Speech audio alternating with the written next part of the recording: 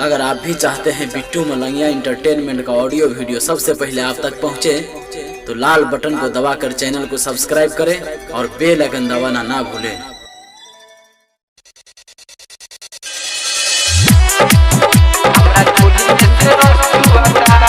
Presented by Bittu Malangia Entertainment.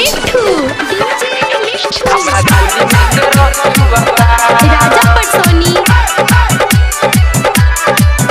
जब यारा बाजो कौन छुअता हमरा चोली में से रस छुअता। जब यारा बाजो कौन छुअता हमरा चोली में से रस छुअता। जब जो झूले बाई यार बारे रस बहेले बाहर बारे पिए खातिर बेचैन रहता हमरा चोली में से रस छुअता। जब यारा बाजो बन छुअता हमरा चोली में से रस छुअता। डीजे बिट्टू मलंगिया मधुबनी जात बानी हमें घरे तो देह गिला कोइले कैसे मम्मी के बताई। टोली फार देले बाबे ठोप ठोप छुअता बे जात के करा से हम इसी बाई। जात बानी हमें घरे तो देह गिला कोइले कैसे मम्मी के बताई।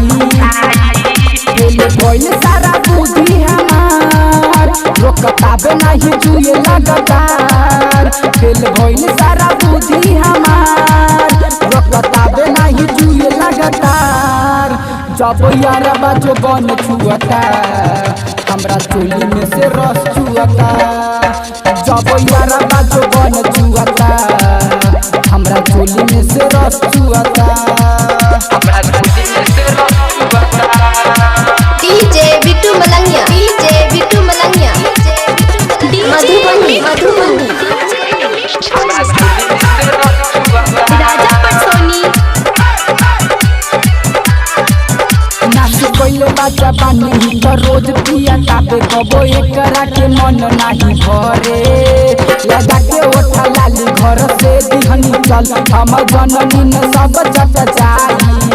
नाच कोइले बाजा बानी तो रोज पिया ताबे कबो एकरा के मन नाही भरे।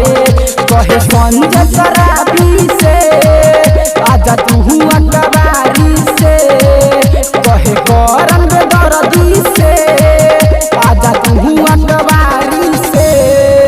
जब यार बाजो बन छुअता हमरा चोली में से रस छुअता। जब यार बाजो बन छुअता हमरा चोली में से रस छुअता। जब से झूले बाई यार बारे रस बहेले बाहर बारे पिए खातिर बेचैन रहता हमरा चोली में से रस छुअता। जब यारा बाजो बन छुअता हमरा चोली में से रस छुअता। Presented by Bittu Malangia Entertainment.